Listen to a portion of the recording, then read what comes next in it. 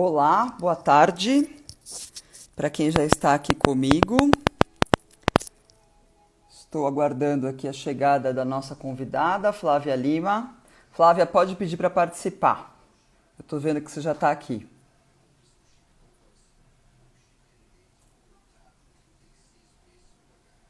Vou convidar aqui a Flávia.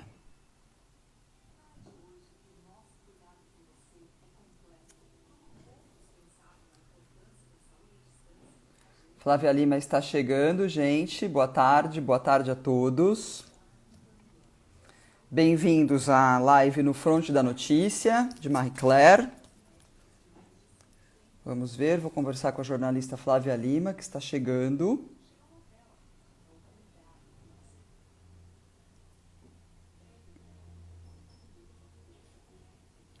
Prontíssimo.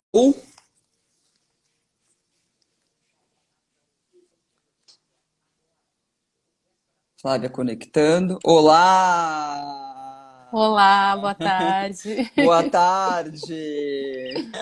Vou fazer uma breve apresentação para quem já está aqui com a gente, porque o perfil de Flávia Lima subiu hoje no site de Marie Claire, foi publicado hoje no site do Marie Claire, então todos os detalhes estão lá. Mas o que eu acho mais importante de dizer é que a gente abre hoje com essa conversa com a Flávia, a série de lives com jornalistas que a gente está batizando de No Fronte da Notícia. A gente vai passar por diversos temas, todos eles ligados à capa de julho, agosto da Marie Claire. A gente divulgou ontem, para quem não viu, está no nosso Instagram. Perfilamos 26 jornalistas, são mulheres incríveis que estão no fronte da notícia. Flávia, sua imagem está um pouquinho pixelada, não sei se é só para mim.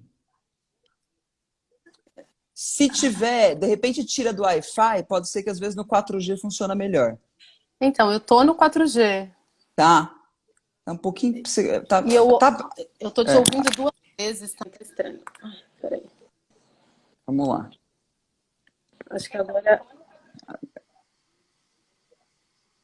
Ah, tá ótimo. Agora para mim tá parecendo ótima. Melhorou? Melhorou. Tá ótima, perfeita. Bem, Tá. para quem não leu então ainda o perfil de Flávia Lima é jornalista, formada em Ciências Sociais pela USP, formada em Direito pelo Mackenzie, desgarrou-se no meio do caminho dessas duas formações, foi trainee do jornal Gazeta Mercantil, extinto jornal Gazeta Mercantil, depois passou pelas redações da Bloomberg, do Valor. Em 2017 chegou na Folha de São Paulo, para o caderno de economia, uma carreira sempre ali na área de economia, e desde 2019, desde maio de 2019, Flávia é a nova ombudsman da Folha. Bem-vinda, Flávia.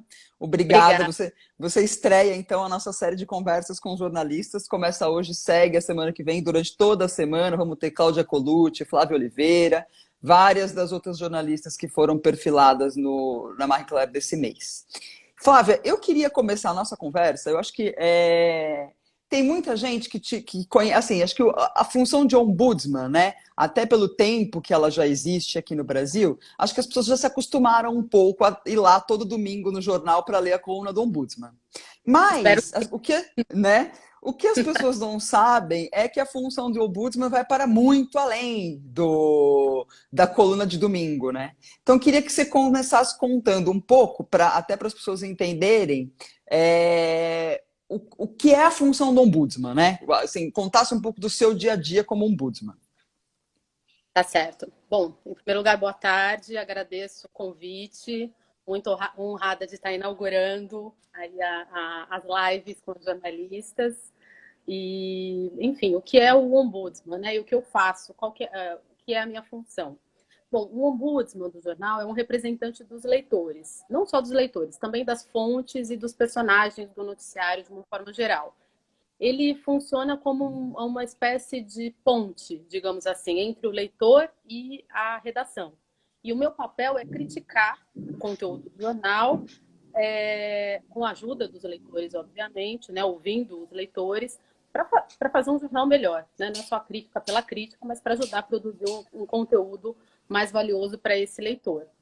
Bom, como é o meu dia a dia? Além da coluna que eu escrevo aos domingos, né, que é publicada na Folha de São Paulo, eu também produzo críticas internas diárias. Essas críticas não são públicas, elas circulam apenas dentro da redação e são uma espécie de... São dois relatórios, né? Eu produzo um relatório no fim da manhã e depois um outro relatório no fim da tarde. O que eu uso, né? Qual é o material para produzir esses relatórios? Os jornais, não só a Folha de São Paulo, mas os principais jornais, principalmente aqui de São Paulo, eu fico aqui em São Paulo, né? Então eu leio a Folha, leio o Estado de São Paulo, leio o Valor Econômico e leio o Globo também. Procuro ler outras coisas, óbvio, né? Revistas e tal, e a partir disso eu produzo essa primeira crítica, da parte da manhã, e na parte da tarde eu foco muito no que é produzido nos sites de notícias. Aí também, os principais sites, e entrego esse segundo relatório no fim da tarde. Além disso, eu respondo os leitores. Eu recebo muitos e-mails, eu até faço um acompanhamento, sei lá, no último ano foram mais ou menos 300 e-mails por mês. Enfim, não parece muito, talvez, né, para quem ouça, mas e principalmente porque eu respondo, né, todos eles, e alguns são bem... me demandam mais tempo para responder, enfim, eu tenho que pedir para a redação se pronunciar, aqueles que identificam erros também, né, que são importantes ser corrigidos. Enfim, é um trabalho... é tudo bem trabalhoso, mas, ao mesmo tempo, assim, para mim é muito interessante, eu aprendo muito e é muito importante ajudar o leitor e o jornal a se transformar num jornal ainda melhor. É isso. Eu vou pedir para quem estiver acompanhando a gente, pode mandar pergunta, que eu vou anotar as perguntas para fazer depois, e também para falar se tá assim, agora você nessa posição assim tá perfeita. De vez em quando você se mexe, fica um pouco pixelado, então não se mexa, Flávia. Tá. Etapa. E se alguém tiver com dificuldade de ver e tal, também pode avisar para a gente, que aí a gente, de repente, a gente reconecta. Agora tá perfeita, tá maravilhoso. Flávia, assim, né, tipo, teve muitos dos temas que a gente já tratou da sua função, principalmente na reportagem, né, no perfil que a gente subiu na Marie Claire hoje, mas teve algumas coisas muito interessantes da nossa conversa que ficaram de fora.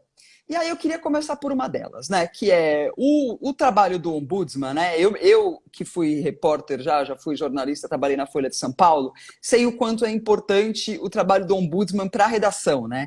Existe ali aquela aflição do dia a dia de você receber a crítica do ombudsman. A crítica do ombudsman, ela acaba sendo também um norte ali da redação de que caminhos você tem que seguir, né? Se você, o que você está fazendo tá indo no caminho certo ou não, porque envolvida ali no dia a dia, às vezes você não tem muita noção, né? Na produção você não tem muita noção. E teve uma coisa que você me falou na nossa conversa, que foi como a redação, né, está disposta a mudar, né? Diante de alguns temas. Queria que você me falasse um pouco sobre isso, assim, sobre como é que é a receptividade da redação para as críticas e como é que as suas críticas, de alguma maneira, afetam os rumos do que é decidido pelas editorias do jornal. Tá. Bom, na verdade, eu estou sempre na expectativa de que elas afetem realmente.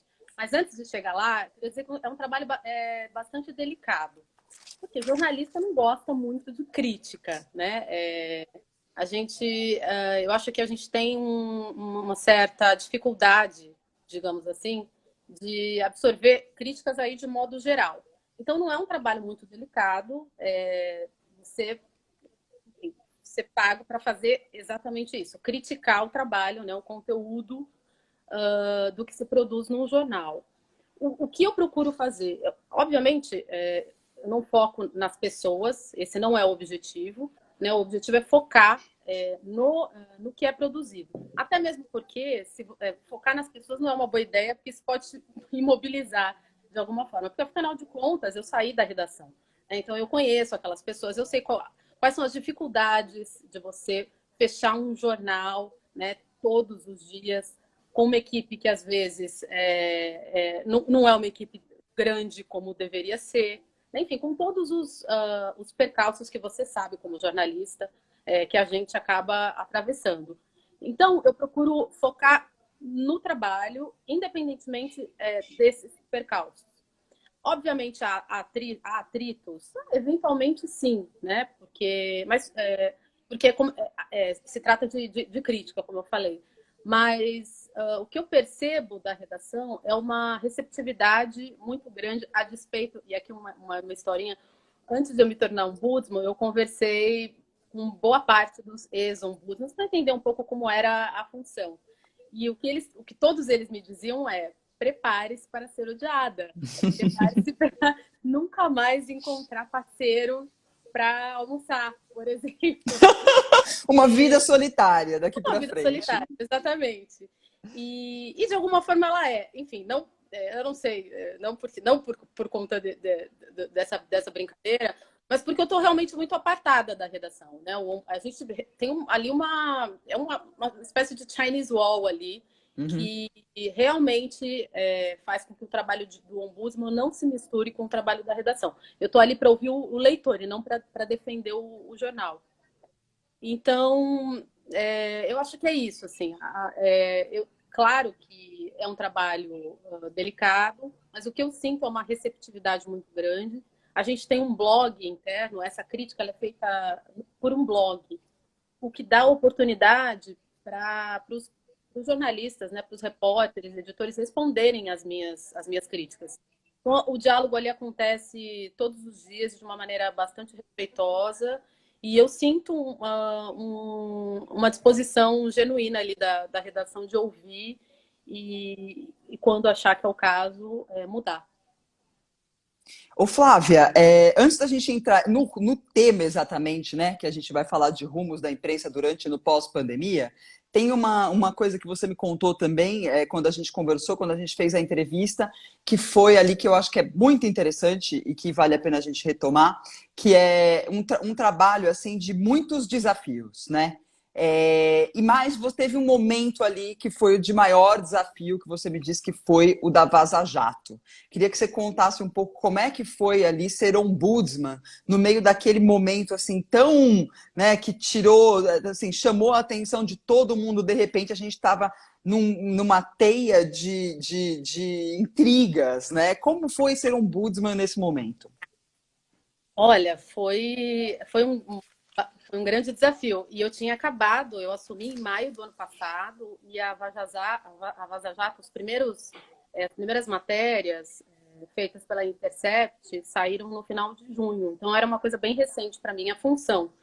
E já nesse começo, os leitores da Folha, e aí leitores de todos os espectros, né, contra e a favor, enfim, da Lava Jato e tal, todos eles entravam em contato para criticar. Seja porque eles diziam que a Folha não dava muito a visibilidade que o assunto requeria, ou então para dizer que dava demais. Então, o começo já foi muito complicado. Quando a Folha decidiu participar da, digamos assim, força-tarefa, usando um termo caro à Lava Jato, mas dos jornalistas, né, para escarafunchar, digamos assim, o conteúdo da Vaza Jato, enfim, aí as críticas redobraram.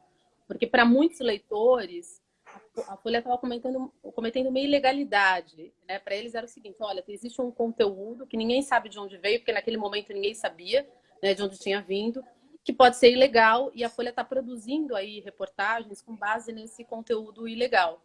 E aí a minha tarefa era explicar para aquele leitor que o repórter, né, o jornal, não estava fazendo nada de ilegal ali.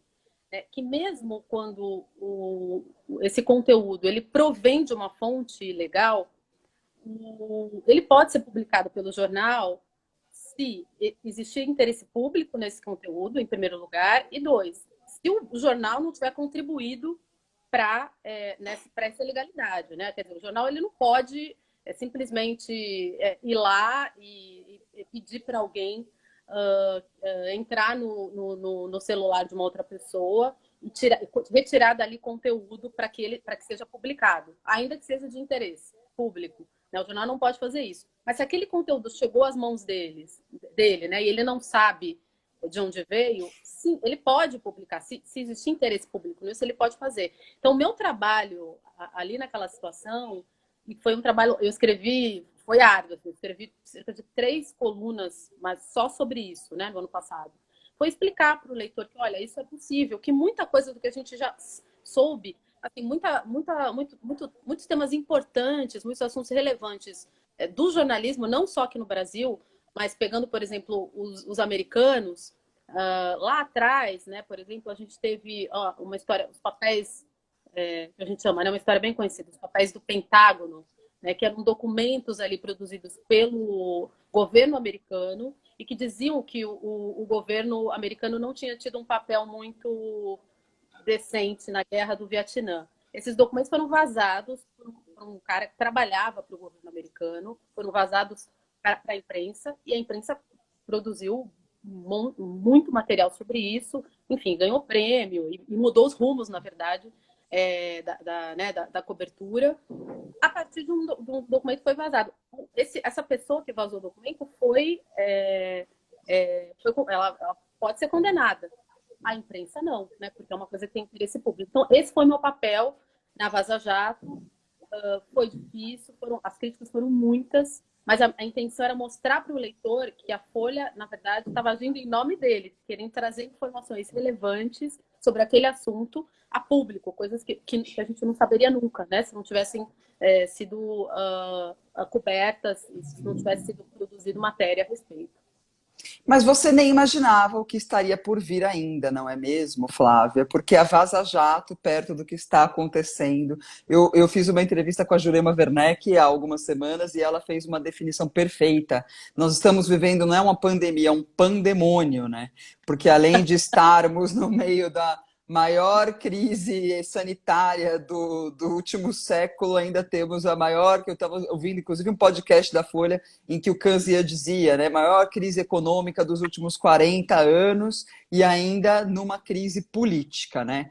Eu queria que você contasse primeiro como é que o seu trabalho, né, como, né, no que prestar atenção, né? Porque quando você está prestando atenção na pandemia, de repente vem a crise política, aí vem a crise econômica, não é assim que cada dia acontece uma coisa, não, é tudo ao mesmo tempo, né? Continua morrendo cerca de 1.000 pessoas por dia no Brasil, estamos quase batendo ali a casa das 70 mil pessoas mortas por Covid-19, e né, afundados, né, num caos político e econômico, né? Como é que foi, assim, como é que está sendo o seu trabalho agora e no que prestar atenção? Como dar conta de todos esses temas? Olha, uma excelente pergunta. Realmente, tudo acontece ao mesmo tempo e no meu dia a dia, nessa crise interna que eu produzo, também, tudo acontece ao mesmo tempo. Eu escrevo sobre tudo várias vezes ao longo do dia. Agora, para produzir aquela coluna que eu faço aos domingos, aí eu tenho que escolher. E aí não tem jeito, é um trabalho de repórter. Você pincela ali o que você achou mais relevante ao longo daquela semana e produz o material. No começo da pandemia, eu acho que foi um baita de um desafio, assim, para mim, e tenho certeza que para muitos jornalistas. Porque era um assunto que ninguém conhecia direito, até hoje a gente não tem informações certeiras, né, sobre a doença. Quiçá naquela época. Assim, era um assunto que ninguém dominava e que a gente precisava produzir informação das pessoas, informações relevantes, porque no limite, numa crise sanitária, a falta de informação coloca a vida das pessoas em risco. Então, a imprensa, nesse momento, ela ganha um papel o papel dela já é relevante, ela ganha um papel crucial, né? Porque ela é que vai entregar para o leitor ou então para o telespectador a informação confiável, né? Pela qual ele vai se guiar ali. Então, o começo foi bem... Eu acho que o desafio foi grande, mas eu acho que a imprensa, eu acho que caminhou a contento. No caso da Folha, por exemplo, uma editoria de poder, né, de política, até então a editoria com maior visibilidade na Folha, né? Quando eu digo visibilidade, assim, mais procurada pelos leitores, por exemplo, né, em comentários, mesmo na procura pelo Ombudsman. E a partir daí, a editoria de saúde passou a ser mais. E os jornais dão pouca visibilidade, pouco valor, passou Então, esse salto é super importante, né? A Folha engordou a editoria, né? Colocou mais repórteres ali para a Força Tarefa, e uma editoria que vem ali num passo de produção de matéria. Eu tinha o número, desculpa, eu poderia ter procurado e acabei não fazendo, mas assim, o salto na produção de matérias na área de saúde foi gigantesco, né? Então, eu acho que é isso, assim, a visibilidade da editoria de saúde, repórteres especializados que acabaram ganhando também mais reconhecimento, né, em meio à pandemia, e críticas também. Eu produzi colunas críticas sobre a cobertura. Uma delas, eu posso citar aqui, foi a cobertura feita do mandato do ex-ministro da Saúde, Mandetta. Né? Eu acho que a imprensa foi um tanto quanto condescendente, né, com relação a ele, porque, afinal de contas, a gente tinha um ministro da Saúde, hoje a gente não tem, mas naquela época a gente tinha um ministro da Saúde, um ministro que se dispunha a dialogar com a imprensa, que também é uma coisa que é rara nesse governo. Né? Então, ele tinha as suas qualidades, quer dizer, um ministro que era disponível, que dialogava, que todos os dias fazia uma coletiva de imprensa para informar a população do que estava acontecendo. Então, essa era a parte, eu acho que era a parte positiva dessa história. Mas tinha uma série de outras perguntas que a imprensa não fez naquela época, né? Quer dizer, qual era a estratégia do ministro para sair, para enfrentar essa pandemia? Ali eu acho que não ficou muito claro. Eu acho que faltaram ali algumas perguntas relevantes que poderiam ter sido feitas e a imprensa não fez. Então eu fiz uma coluna sobre isso. Flávia, tá me ouvindo? Para mim, deu uma travada aqui. Ó, voltou. Deu uma travadinha. Pois Voltou. eu parei de falar. Pegando o gancho nisso que você falou, porque eu acho que assim, óbvio, né? Que todo jornalista presta atenção um pouco em tudo que está acontecendo em todos os sites e tal. Mas você tem por obrigação, né, acompanhar a concorrência, né, como estão sendo feitas as coberturas. Considerando, né, que o jornalismo foi pego, assim como todo o mundo, de calças curtas, de repente, de um dia para o outro, né? Todos os jornalistas tiveram que deixar a redação, entrar em home office, adaptar o seu trabalho inteiro para, né? Tipo, não existe mais ir para a rua fazer reportagem, salvo raras exceções, né? Como você acha que a imprensa está se saindo, né? Você acha que a imprensa conseguiu dar conta, né? Você já fez essa pontuação com relação, por exemplo, à condescendência em alguns momentos com o ex-ministro Mandetta, né? Como você avalia pensando também na cobertura política e econômica? Como a imprensa, de que forma ela está fazendo essa cobertura? Enfim, se Como ela ela tem está se saído? conta. Olha, altos e baixos. Né? Eu acho que existem coisas positivas acontecendo. Na economia, por exemplo, o que eu acho, particularmente, vejo também uma certa disposição da imprensa em de maneira quase incondicional o que vinha sendo proposto pelo Ministério da Economia. E eu acho que isso é um problema, né? Porque, enfim, a função da imprensa é ouvir os dois lados, ter uma posição crítica com relação aos temas. E isso na economia eu acho que é um pouco mais problemático. Né? Os jornais eles têm uma posição que é institucional e que é válida. Né? A Folha, por exemplo. Flávia, te deu uma travadinha. Voltou? Aqui de novo, voltou. Voltou. Você estava falando que os jornais têm uma posição institucional.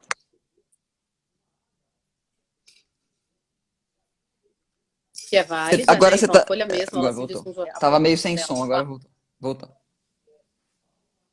Então, ela tem uma posição que é institucional e que é válida, uma posição do jornal, mas no conteúdo noticioso, isso não pode ser levado para o conteúdo noticioso. No conteúdo noticioso, a gente tem que ouvir todos os lados, críticas contra ou favoráveis a determinado tema. Né? Então, o que eu sinto com relação... Também escrevi sobre isso em algumas colunas. O que eu sinto com relação à cobertura econômica, algumas vezes, é uma falta de se ouvir opiniões divergentes à opinião majoritária, que é de apoio, por exemplo, às propostas e reformas feitas por esse Ministério da Economia. Né? A gente tem que ouvir todo mundo. Então, eu bato bastante nessa tecla e acho que eu tenho obtido resultados. Né? Eu vejo que o jornal cada vez mais incorpora esse outro lado, né, em relação a esses temas econômicos. Com relação Flávia, à política, tem uma coisa... Desculpa, continua. Não, pode falar. Pode falar. Não, continua, com relação à política. É rápido. Com relação à política, o que eu vejo são jornais... eles estavam numa batalha... eles estavam sendo, na verdade, muito... como que eu posso dizer? Afetados, né, por um governo muito crítico, né, com relação à imprensa e que acha que a função da imprensa é bater palmas, né, para o que o governo está fazendo e não criticar. E, por exemplo, uma grande questão entre os jornais foi decidir sair daquele cercadinho ali em frente ao Palácio da Alvorada, por exemplo, né, para onde os jornais iam cobrir as falas, né, do presidente da República e acabavam sendo ou ridicularizados, né, ou então massacrados ali pela claque do presidente ou pelo próprio. E aí os jornais decidiram sair, né, do cercadinho, e que eu acho que no fim das contas foi uma boa decisão, né, porque ali não vinha sendo produzido nada de muito relevante, né, para o interesse geral, e estava sendo muito desgastante para os repórteres, né, para a imprensa de uma maneira geral. Você, pegando um gancho no que você disse, né? A gente está num momento que a gente está lidando com um governo que trata a imprensa como inimigo, né? E aí, acho que um dos motivos que a gente fez essa capa essas capas da Marie Claire, né? Foi justamente porque muitas jornalistas, né, não só jornalistas mulheres, jornalistas homens também foram muito atacados por esse governo, mas no caso das jornalistas mulheres especificamente, houve assim, ataques muito sexistas, né? Então a Patrícia Campos Melo, da Folha de São Paulo, por exemplo, foi vítima de ataques sexistas, a Vera Magalhães, enfim, entre outras jornalistas. Qual a dificuldade, né, Flávia, no quanto é mais difícil para o trabalho dos jornalistas lidar com um governo que trata os jornalistas como inimigos?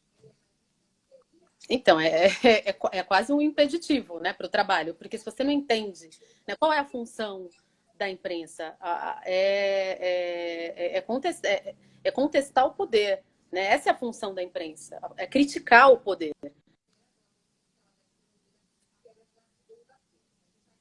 Disso como já diziam, secos e molhados. Deu uma travadinha, né? Sei, né? Voltou. Voltou. Tá. Então, a gente precisa entender qual é a função da imprensa aqui, né? E a função da imprensa é criticar o poder, de uma maneira geral. Aí, quando eu falo governo, estou falando só do governo, poder legislativo, o judiciário, o executivo, enfim, a função da imprensa é a crítica. Se você não entende essa função, ou então, eu não acho que, na verdade, não se entenda essa função, mas se usa esse pretexto de desentendimento para atacar a imprensa, né, para ferir. E isso para políticos, isso é interessante. Né? Na verdade, o que eles não querem é a crítica. Né? Então, a gente está num momento que eu vejo aí uma posição bastante interessante, ao mesmo tempo delicada da imprensa, que é o seguinte: no momento que ela se torna ainda mais fundamental, né, porque a gente tem aí um pandemônio, como você falou. Pandemônio, né? Exatamente, a gente tem um pandemônio acontecendo, as pessoas entendem que elas precisam de informação confiável nesse momento, até mesmo porque na questão sanitária, a falta de informação é colocar a vida em risco. Então, as pessoas entenderam isso, né, e dão valor a isso.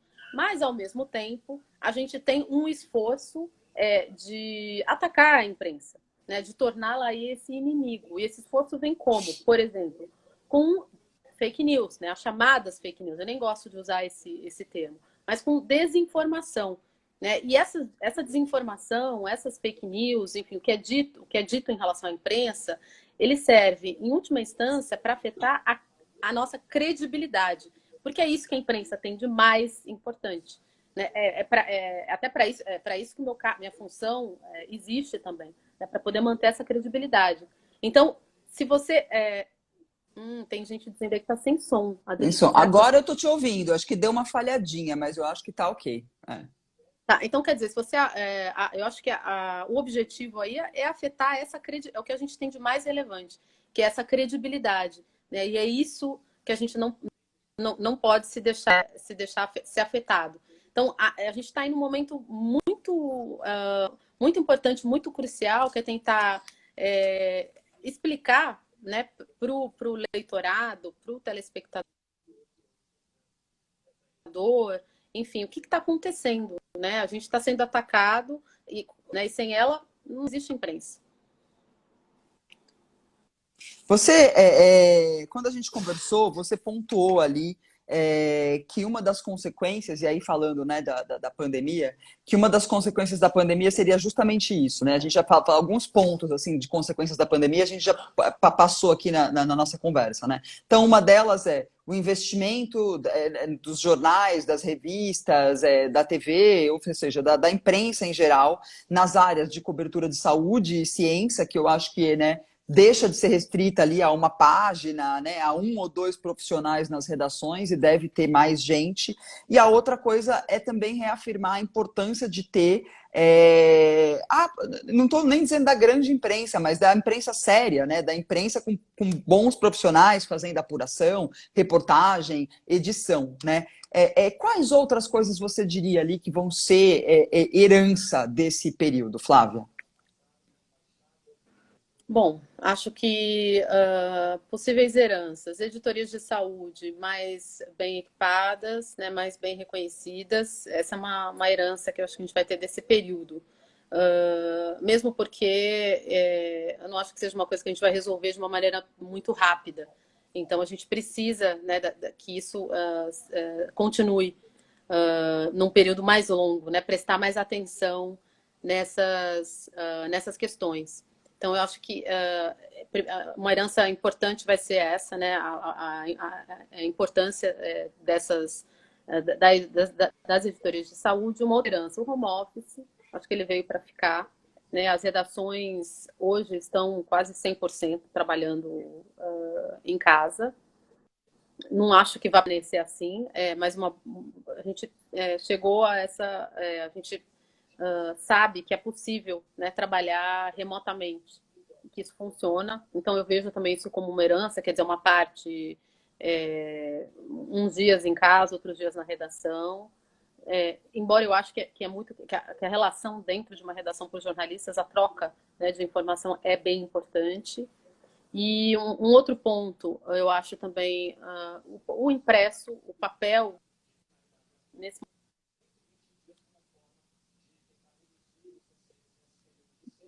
Travou, de alguma travou, forma foi travou. afetado, né?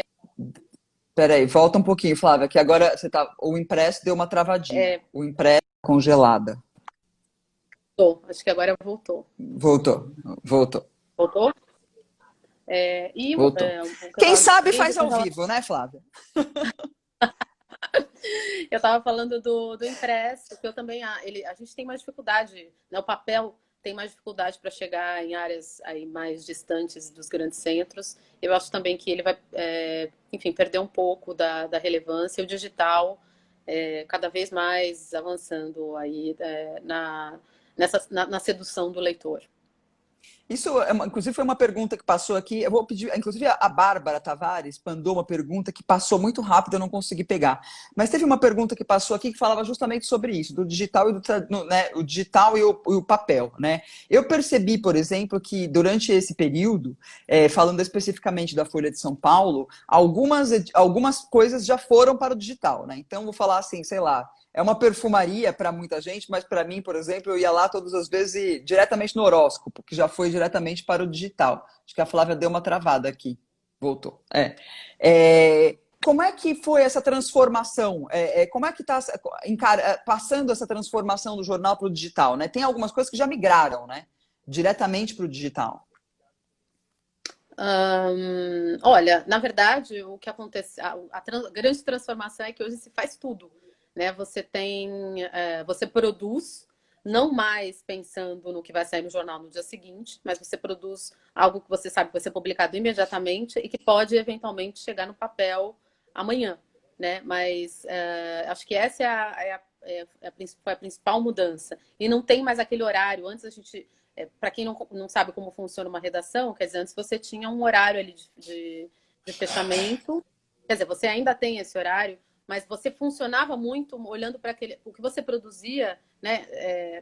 Raramente as coisas eram publicadas imediatamente, você sabia que ia produzir, que tinha aquele horário de fechamento, 9 da noite, 10 da noite, e que sairia no dia seguinte. Hoje não, hoje você a produção é imediata, o que demanda muito mais do repórter, muito mais. Ele sabe que ele tem que fazer aquilo rápido, bem feito, ouvindo todo mundo, dando conta de tudo e que aquilo vai ser publicado imediatamente, né? Então essa foi, acho que, a grande transformação.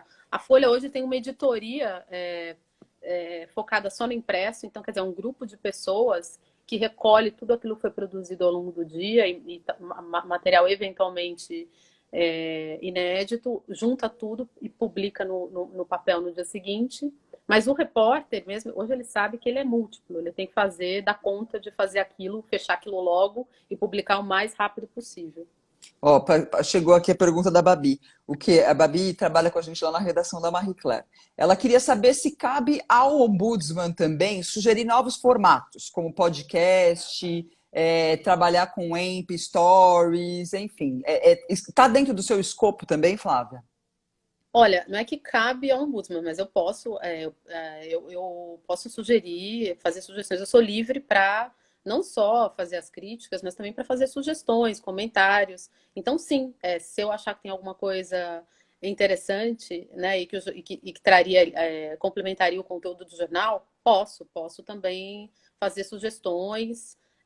Enfim, é uma função que tem uma liberdade muito grande, né? Embora as pessoas não acreditem muito, né? Às vezes eu ouço, mas ninguém lê a sua coluna antes, ninguém diz para você que você não pode escrever sobre isso ou aquilo. Aí eu falo, não. Então é isso, é uma função com uma responsabilidade muito grande e com uma liberdade grande também. Agora, tem uma característica das suas colunas que a mim são muito caras e eu acho que a muitos outros leitores também, que são alguns recortes que você dá para as colunas, né? E a gente até conversou um pouco sobre isso na nossa entrevista, que é o recorte, né? Que eu chamo de interseccional, que é de gênero, raça e classe. Estamos vivendo um momento, né, que não bastasse o pandemônio, muitas questões são cobradas também da imprensa com relação a isso, gênero, raça e classe especificamente, que são coisas que a imprensa reproduzia por causa do racismo, machismo, patriarcalismo estrutural da sociedade que a gente vive, né? Então eu queria que você me contasse um pouco sobre o desafio de prestar atenção em tudo isso, no meio, considerando que é estrutural, então a gente, por exemplo, é de uma geração em que esse tipo de coisa, né? Eu costumo dizer que eu fui levada ali pela onda do feminismo em 2015, porque até então não era uma questão para a minha geração. Né? Então, tipo, de repente essas questões se tornaram e também muito mais visíveis, né? A gente começou a prestar atenção muito mais nisso. E é cobrado, né? É cobrado nas redes sociais imediatamente, se não tem esse tipo de recorte. Eu acho que no meu caso, a novidade foi não tanto perceber essa interseccionalidade, porque eu sou fruto dela, né? Mas talvez ter liberdade para falar sobre ela. né? E como ombudsman, e aí acho que é uma das minhas maiores felicidades, digamos assim, é justamente poder fazer essa crítica, né? Porque os jornais, a imprensa como um todo, e aí isso não é uma acusação, é uma constatação, né? A imprensa como um todo é uma imprensa machista, é uma imprensa racista, mas quando eu digo isso, por quê? Porque nós vivemos numa sociedade que é racista e machista, então é natural que essas instituições reproduzam parte desse machismo ou desse racismo, né? Então, no meu caso, esses foram temas que eu sempre tive muito ligado, né? São muito presentes na minha vida. Eu sou uma mulher negra, que não veio de uma família rica, né? Então, isso tudo, para mim, essa é a minha vida. Embora, dentro de uma redação, né? Quer dizer, eu estou há 20 anos trabalhando em grandes redações, então, e sempre cobrindo economia, né? Então, esse assunto, nas minhas coberturas, ele até perpassava em, né, uma matéria ou outra, mas assim, não era uma coisa muito viva, digamos assim. E agora, poder fazer essa crítica de uma maneira, como eu falei, independente, para mim foi um presente, né? Foi um presente poder explicar para as pessoas por que uma matéria, né, sei lá, se eu me lembrar que eu vou dar alguns exemplos, né? Mas por que determinadas matérias contêm problemas? Né? Você ouvir, sei lá, numa dando aqui um exemplo meio que hipotético, mas que a gente gosta muito de fazer, por exemplo, em violência contra a mulher, matéria sobre violência contra a mulher, se ouvir, por exemplo, o homem, né, e todas as justificativas que ele tem a dar, por exemplo, num contexto como esse, e dá pouca importância porque a mulher tem para falar, por exemplo, é um baita de um problema.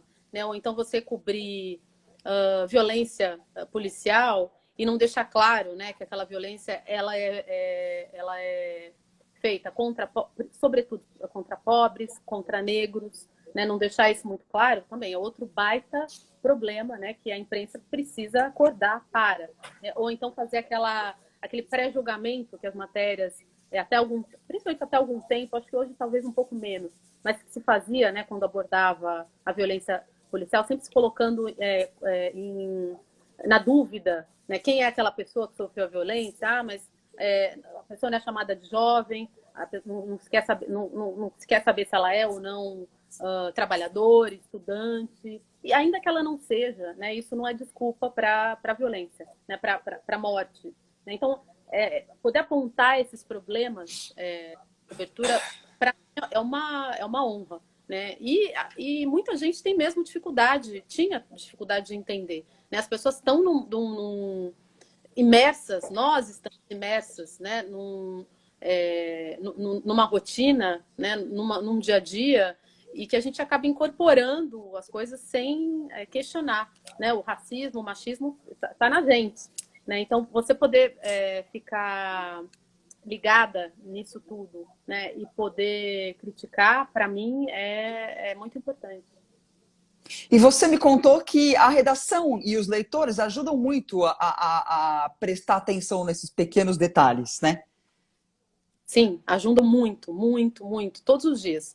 Todos os dias eu recebo mensagens de leitores apontando pequenos ou grandes problemas na cobertura, me ajudando a pensar sobre eles. Assim, das coisas mais rotineiras, né? Dando um exemplo. A Folha fez uma matéria sobre cortes de cabelo. Como cortar o cabelo em casa durante a pandemia. Que é super legal, né? As pessoas estavam lá desesperadas, isso já foi feito há algum tempo, sem saber o que fazer. E aí tinha um passo a passo lá, bem bonitinho, de como fazer para cortar, para resolver a questão, para homens e mulheres. Pois bem, a matéria foi feita, obviamente, para quem tem o cabelo liso. Né? E aí a primeira coisa que o leitor apontou foi, mas Flávia, e quem tem cabelo crespo, faz o quê? Né? Eu não me senti contemplado por essa matéria, eu não vou cortar o meu cabelo, né? E aí eu vou lá e escrevo, falo, olha, gente, o leitor aponta aqui essa matéria, assim, assim, assado, o leitor apontou esse problema. E aí o que o jornal fez, uma segunda matéria, justamente sobre isso, né? Focada no corte de cabelo para cabelos crespos. Só que eu estou trazendo um exemplo, enfim, rotineiro, mas é disso que é feito o jornal, né? De você poder justamente fazer com que as pessoas se enxerguem ali naquele dia a dia, não só nos nossos grandes problemas, mas também nas pequenas coisas. E que isso não acontece. As redações hoje são majoritariamente brancas e não tem esse olhar para o diverso. E esse olhar precisa existir. A imprensa só tem a ganhar com isso.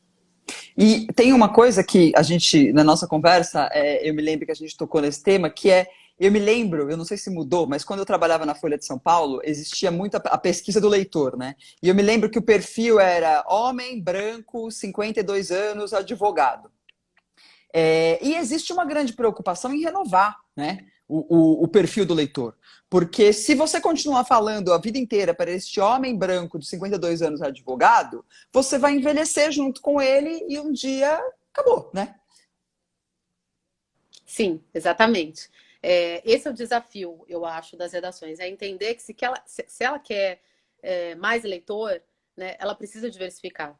Como você falou, esse homem, uma hora ele vai envelhecer, né? E o jornal perde os seus leitores, né? Aqueles leitores cativos. Então, ela precisa diversificar. E existiam alguns lugares comuns, ou algumas desculpas, né? Ah, não, mas quem é mais pobre não lê jornal, ou esse tipo de coisa que precisa ser repensado, né? Está sendo repensado.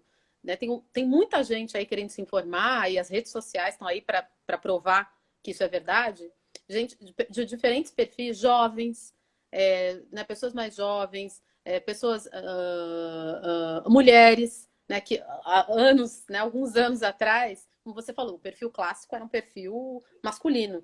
Né? Imagina, hoje você tem as mulheres estão aí, estão interessadas em ler tudo, né? Economia, política, e se vê ali naquele jornal, não só como leitora, mas também como fonte, né? Ser ouvidas economistas, advogadas, enfim, pessoas das mais diversas, engenheiras, pessoas das mais diversas profissões que querem ser ouvidas também pelo jornal e não são.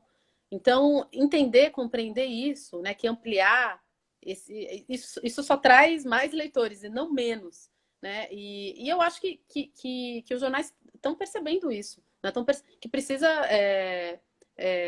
trazer os jovens, trazer as mulheres, trazer os negros, né? Como assinantes. E os jornais só têm a ganhar com isso.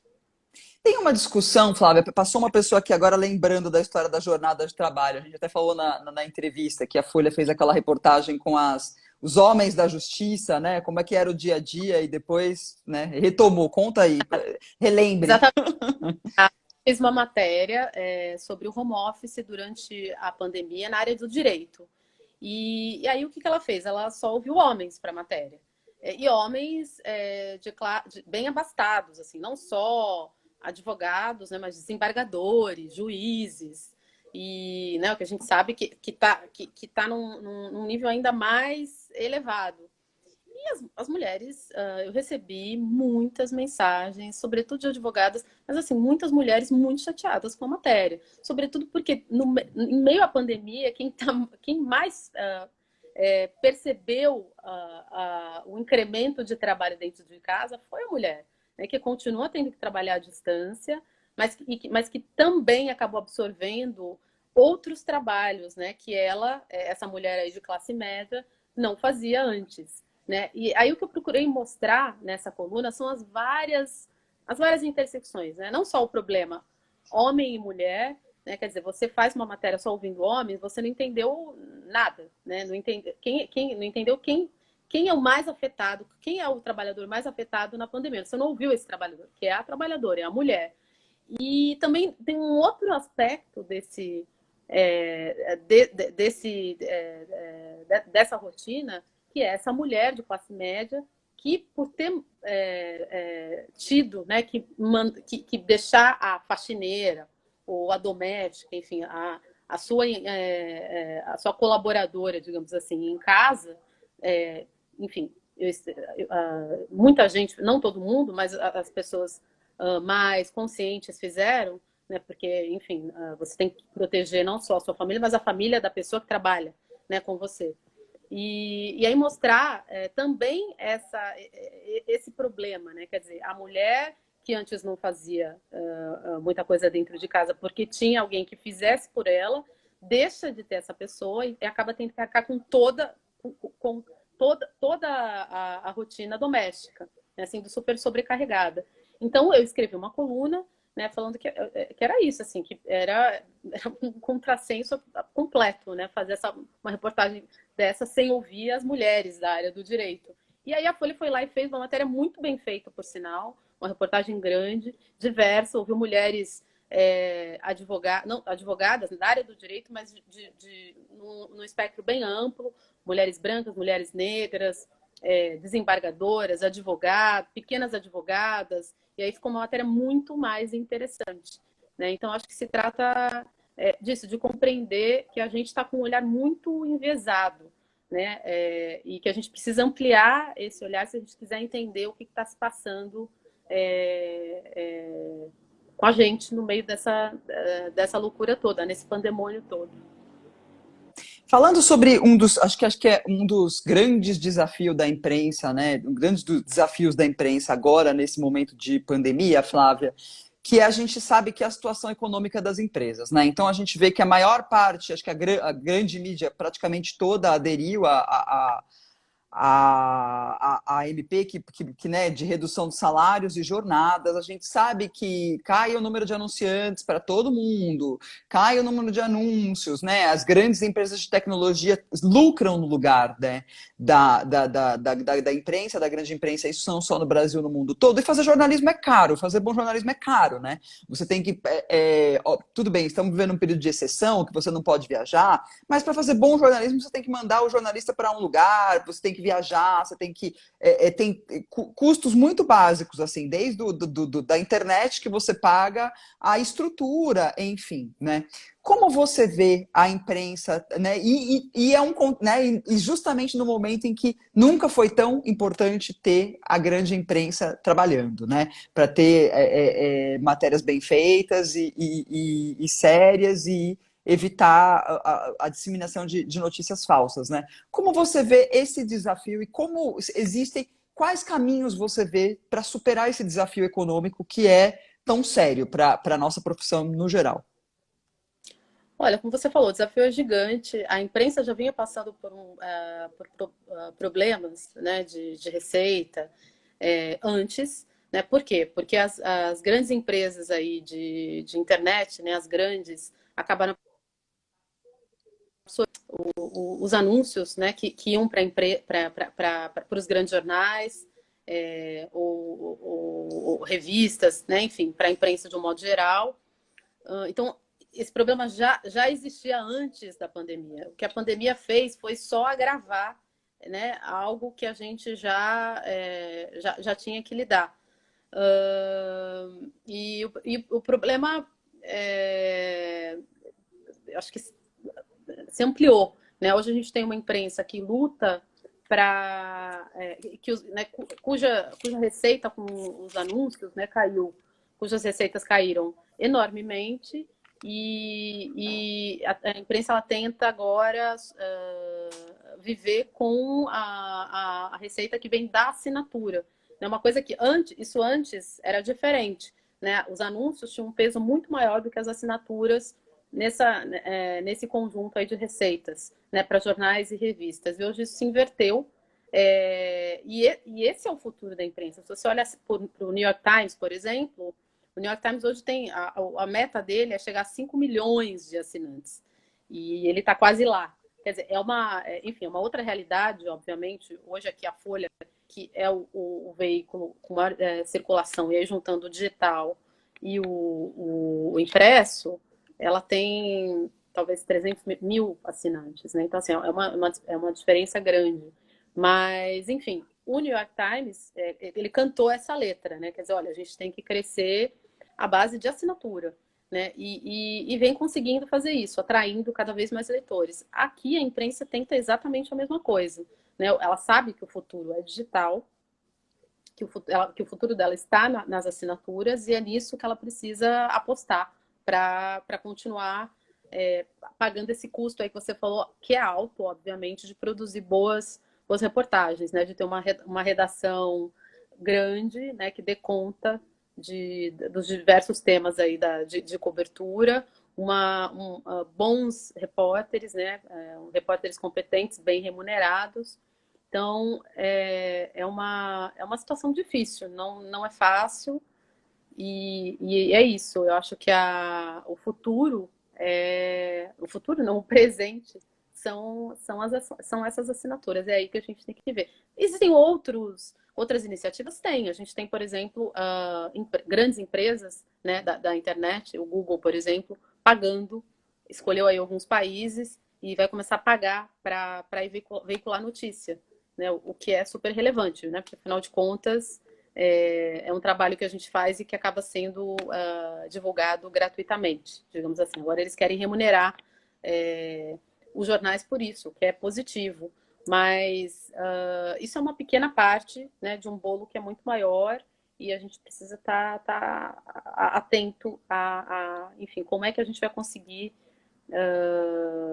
passar para essa outra etapa e esse outro mundo que é bem diferente daquele que a gente vivia há alguns anos atrás.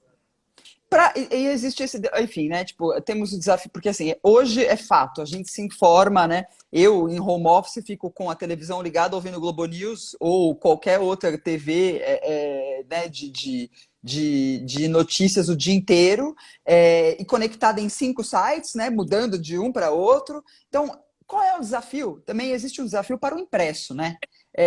Como é que você vê o impresso do futuro? Né? Já que estamos assim principalmente nesse momento de pandemia, a gente viu ali explodirem as audiências, né?